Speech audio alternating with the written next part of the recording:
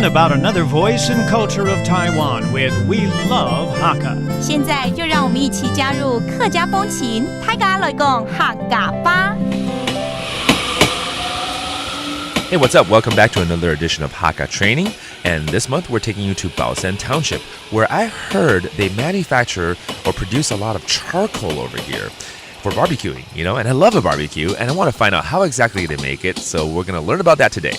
今天带大家到新竹县的宝山乡，我们坐着火车到新竹来转客运到这边来哦。听说这边有一个村庄呢，就盛产所谓的木炭。木炭到底怎么制作、怎么来的哦？我还真的不知道。待会儿呢，我们一起来发掘喽。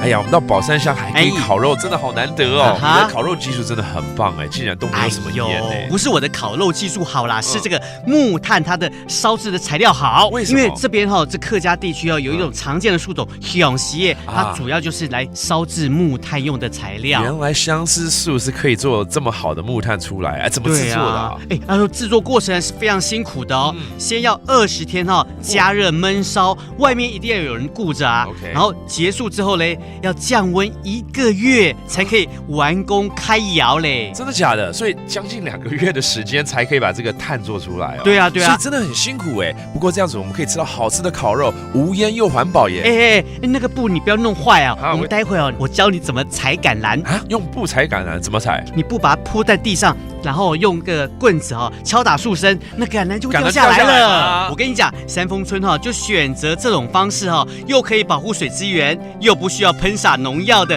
橄榄来作为经济作物。不用农药，这样吃这个橄榄更安心怎么好像有东西烧焦我们忘记要翻烤肉了啦。对Everyone loves a good barbecue, so why not do it Hakka style and use acacia tree charcoal from Sanfeng Village in Hsinchu County?